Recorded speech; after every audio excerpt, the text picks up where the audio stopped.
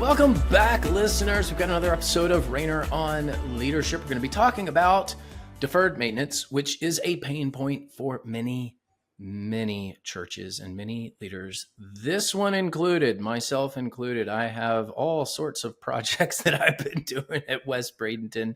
And we've got someone here with us who can help navigate a lot of these problems.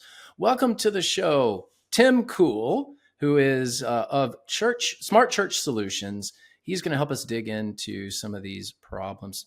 Tim, glad to have you. Yeah, it's great to be here. Great to hang out again. So I've known Tim for a long time. He's written several good books. I back when I owned a publishing company, I had the great privilege of publishing some of his work. This guy knows his stuff. You were one of the early bloggers too. I mean, you were out there producing content like before streaming was even a thing. We started the whole idea of facility stewardship back in 2009 and started blogging on it back then. And now we're finally finding people that actually are on their business cards putting "I'm a facility steward" instead of a facility manager. I love it. I love it. All right, we're going to talk more about this here in just a moment. But we want to thank our sponsor, Southern Seminary. They have a Doctor of Ministry program that is best in class. So you need to go check it out. sbts.edu/dmin, Doctor of Ministry. It's a degree that is designed to strengthen both you and your church. And that's what I love about what they do. They focus on you, the leader, and also your church. It's a very practical program. And it is for a lot of different leaders and pastors. You definitely want to go check out Southern Seminary, the Doctor of Ministry program. And the way that you do that is at sbts.edu/dmin. Link in the show notes as well. Thank you, Southern Seminary, for sponsoring today's episode. All right, Tim, I really should just hand the mic over to you because you know this stuff so well. And we were talking pre-show about the difference between deferred maintenance and CapEx and all that stuff. I would love to get your take on that because I have a personal curiosity because you piqued my interest. And I know if my interest was piqued, our listeners was as well. Walk us through just what is deferred maintenance? What is capital expenditures? And why is that important? Yep. So deferred maintenance, the simple way is it's things that should have been done that we didn't do. We deferred it. We kicked the can down the road. Either we didn't have funding or we hadn't planned for it, or there was a missions trip that we put, the prioritization in front of, repainting the trim at the church or something like that. I'm not saying it's right or wrong. I'm just saying that's what causes deferred maintenance. The difference of deferred maintenance versus, say, capital reserves or CapEx is CapEx and capital reserves are money set aside for the inevitable replacement of an existing system. For example, your HVAC, if you have properly maintained it, you will have a 15 to 20 year life if it's a rooftop unit. Chillers and boilers go a little longer. That is a capital expenditure. You are replacing a system or a component with a same or similar system for a life cycle of it to continue. Deferred maintenance is I have something I've let go badly and now I have to fix it. Two different things.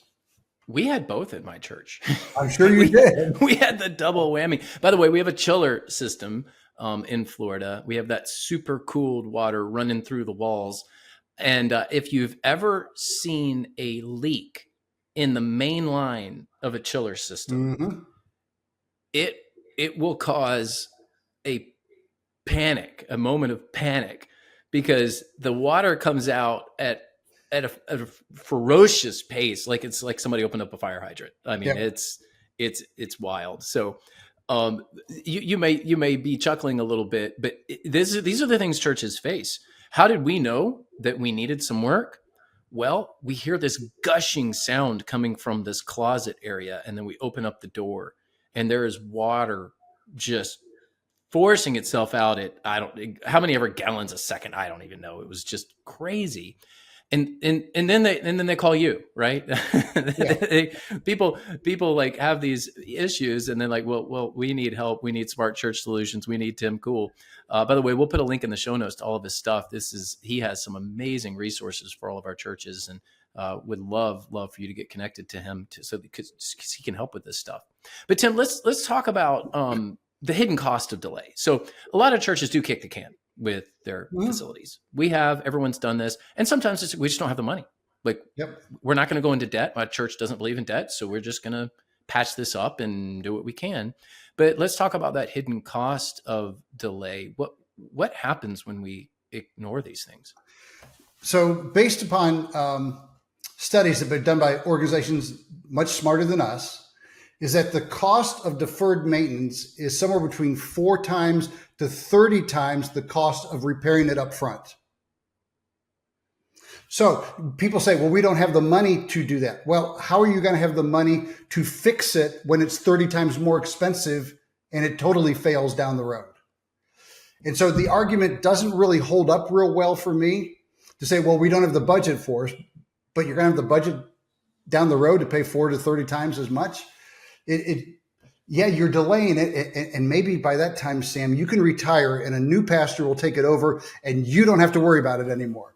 But the kingdom is still worried about it. And I think there is a lot of that going on, Tim. I mean, and people who mean well, leaders who aren't malicious at all, but it's this idea of, I just can't deal with this. It's just going to have to be a problem for the next person. Mm-hmm. And I would encourage you, one of the greatest gifts you can give, if you're a pastor listening to this and you're nearing retirement, if you could solve a lot of the deferred maintenance problems in your church, and that would be a gift to the next leader, that is definitely something to consider. I know it's a lot of work. I know it's stuff that you like. I didn't get called into ministry to deal with this.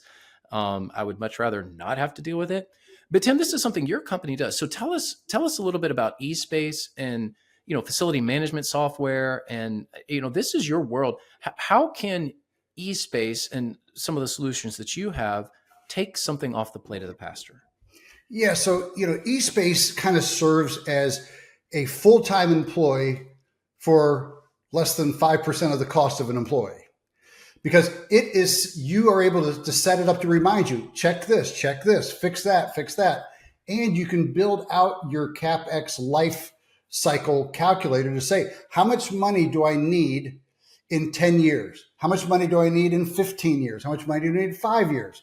And be able to build models so that you're not surprised by these costs when it's time to replace the HVAC system or the roof or the parking lot.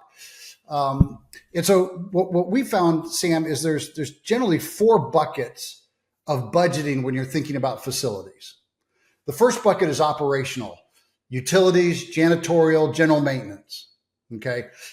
You got to keep the lights on. Okay. And I'm growing up in a pastor's home. I realized that ministry isn't about buildings, but in North America today, most of us need a building to do ministry.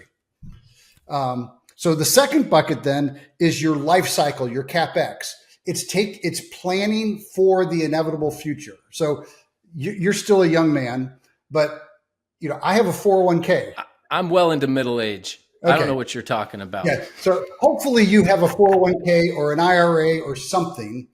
So we see a capital reserve fund as your 401k for your building. You don't put money in a 401k to spend it next month. You put money in there to build over time, hopefully at a return, rate of return, with a goal of how much you're going to need at the end of that period. That's what a capital reserve plan is. The third bucket is your deferred maintenance. And your fourth bucket is projects. We want to add a room. We want to do this and that. In a perfect world, though, there'd only be 3 buckets. And the one that you would pull out of that is deferred maintenance.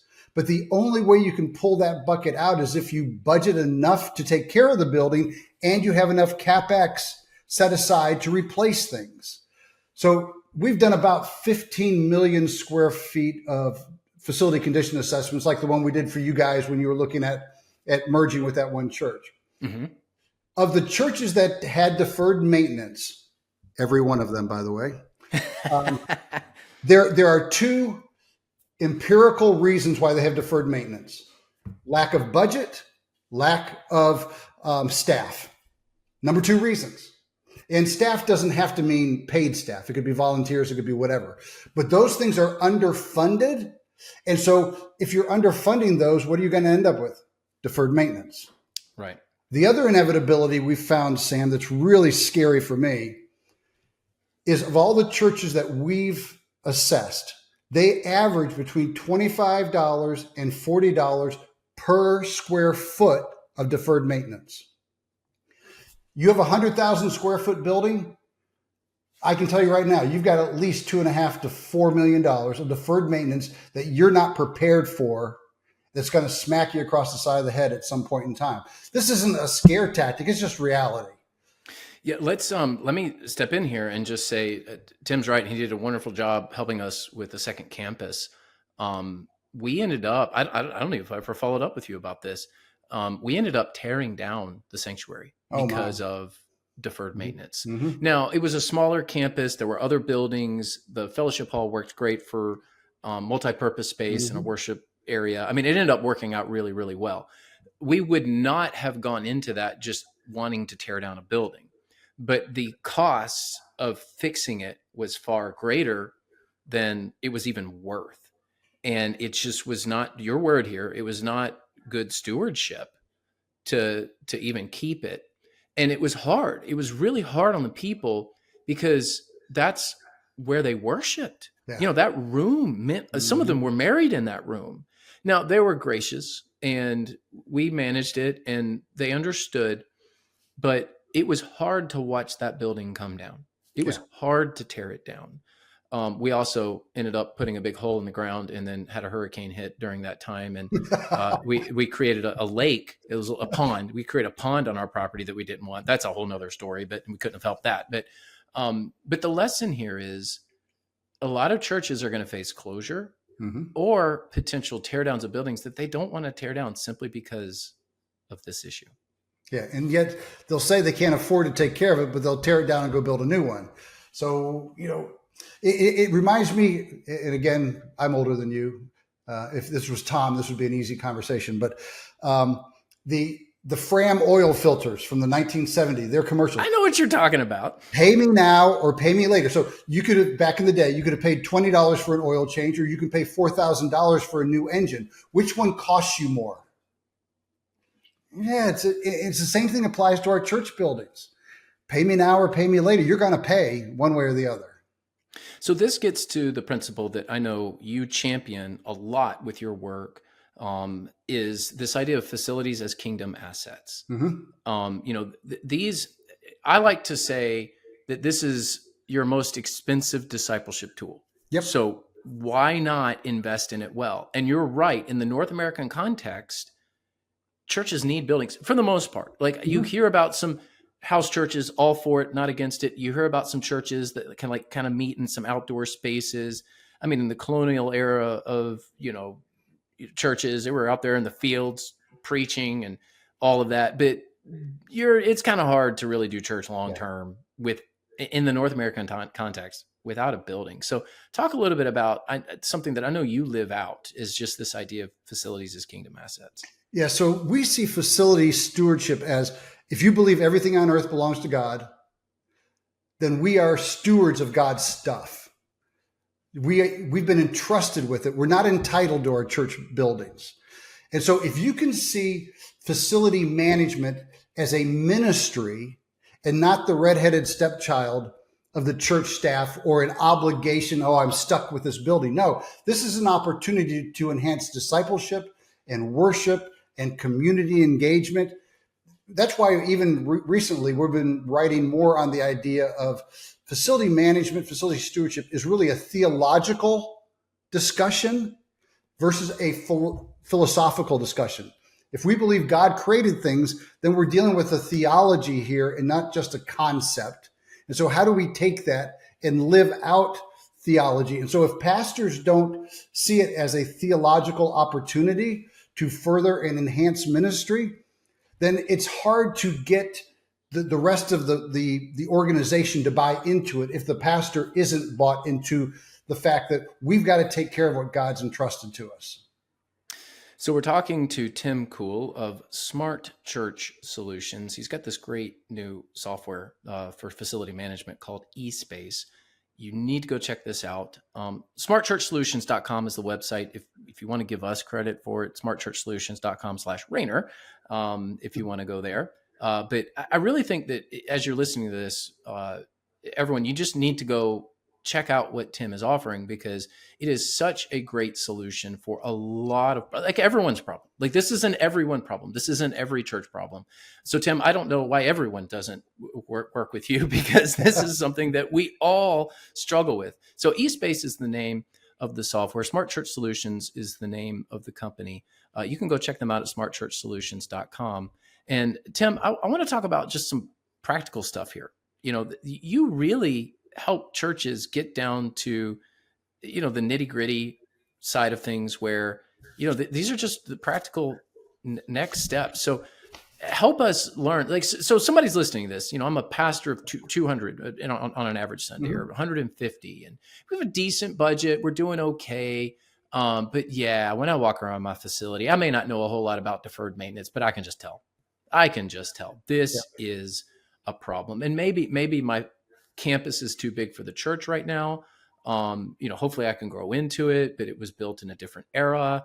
And, we've got more square foot than we need, which is a lot of churches, a lot of established churches. So what do you often see? What are those next steps that you often direct people in? Yeah, one of the things that we find most times when we get engaged to do an assessment is churches don't know what they don't know. Or they have a sense, hey, it's looking tired. We're now all of a sudden being hit with more repairs. We need to know what's coming down the road. So our facility condition assessments is obviously a great way to basically get a report card. Think of it like a physical for your body. You go in once a year, get a physical. The facility condition assessment is a great step to get that reality check. The next step, though, is how can you prepare for the legacy of your church to the next generation, to have systems in place that how much money you're going to need year in and year out? How can you know what are the next maintenance items that I need to take care of? And some of this can be done relatively simple. Even for those that can't afford eSpace, on our website under resources, we've got all sorts of free tools. We've even got, a self-assessment to walk around and what are the things you should be looking for, because I believe every church has to be cognizant of facility stewardship. Not every one of them can afford our services or even our software. But every church should have it in the front of their mind. It's the largest physical asset of every church that I've ever run into. And it's usually the second or third largest budget item in any church, usually just under personnel. And in most cases, ministry falls below facilities when you're looking at your total budget. Okay, so how important should it be? That's a really, really good point. Just look at the budget and how much you spend, right? Or not even the budget necessarily, but the actual amount, the actual expenditures. Exactly. And it's usually over budget, right? Like we budgeted X amount and then we just ended up spending more. Tim, one of the things that I love about you and what I love about Smart Church Solutions, again, smartchurchsolutions.com is where you can go check out his information, is you have always provided a lot of free information. You're a content creator. You've written books. You've written blogs. You can just Google this stuff and Tim's probably going to come right to the top of the list. And I certainly do appreciate that about you, is you have really put yourself out there for people of every size church. And if it's like, even if you can't afford some of the software, hey, I've got some content, I'd encourage you guys to, if you're not familiar with this world of maintenance and buildings and all that sort of stuff, you need to be, whether you like it or not, as a pastor, you manage a facility. Yep. You do. And you need to have some baseline knowledge about it. Tim is one of those people that can help you get that baseline knowledge. So one of the last things that I want to talk about here is just the role of ongoing generosity. And, what would you tell just the everyday church about, creating this culture of ongoing generosity? Yeah. So, obviously I'm a big believer, and I may get myself in trouble here, that Whether you're a New Testament or Old Testament fan, I believe tithe is that 10%. Amen. You get an amen from me. Okay, so to me, that's a non-negotiable. Frankly, if everybody in your church gave 10%, you'd never have to do a capital campaign again, ever. Amen. So, yes. How do we encourage people that you're not giving to a building, but that your generosity is giving to a tool, as you said, a discipleship tool, a ministry tool, a way to reach your community? Because whether we like it or not, our buildings all tell a story. And the story that tired, worn out building is they don't care about their building, which means they're not going to care about me. They're living in the past. They're not living in the present. And so your building is going to communicate something to those first time guests that you want to attract. And I'm not bought into the whole attractional model, but by golly, don't turn people away because the building feels old and tired. And so your generosity needs to be about what are we doing ministry wise? And then what are the right tools we need for that? The right tool may be you need to go buy a bus. Right tool may be we need our facility to be in top-notch shape so that we can offer after-school programs. We can offer English as a second language, or in your case, English as a first language, where you're located. So, what are the things that we want to do as a ministry first? Understand, you got to, as you and I did the book Plan for It, understand your ministry master plan first. What do we believe God called us to do? And then what are the tools we need for that? Buildings, people, whatever other resources we need. And now how do we fund that? And that should be your generosity. So when you're setting up your budget, don't just set it up as this is what we need to pay the lights and pay the pastor. If we got rid of pastor's salary, we could get rid of deferred maintenance. I'm just saying. But if we would be cognizant to put line items for capital reserves and deferred maintenance and approach the congregation to say, this is our total budget need. Now we need generosity to cover all of this so that we don't have to come back to you and say, hey, guess what? We didn't plan ahead and now we need $500,000 to replace the air conditioning system. To me, because those are inevitable costs and expenses, if you're not planning for those things, you're not being a very good steward, and you're leaving it up to your people then to have to pony up later on down the road. Excellent stuff from Tim Kuhl of Smart Church Solutions. He has created this leading facility management software built specifically for churches and nonprofits. I know you work with nonprofits as well. So want to put that word out there. We do have some listeners who are in the nonprofit world. If you're managing a facility and have a big footprint, eSpace is definitely something you need to be looking into. So we'll put a link in the show notes. The website is smartchurchsolutions.com. All sorts of resources there for you to check out. We certainly appreciate all that he has to offer, all that he has done for the kingdom. And I'm very glad that people like you are leading companies to help churches because churches can't do this. We can't do this on our own. We can't do it on our own. And you have come alongside a lot of churches and really done a phenomenal job with them. So if you're not familiar with Smart Church Solutions and all that Tim Kuhl does, you need to be. So click that link in the show notes and go check them out. So thank you, Tim, for being on the show. Thank you, Sam. All right, everyone. Thanks for tuning in to today's episode. We've got another one coming to you very soon. If you're on YouTube, give us a thumbs up, give us a subscribe. You know the drill at this point. If you watch on YouTube, you understand what you're supposed to do. And if you are subscribing to us in your favorite podcasting app, thank you for that. If you do have a moment to give us a rate or review, we would appreciate it as well. And we will see you on the next episode.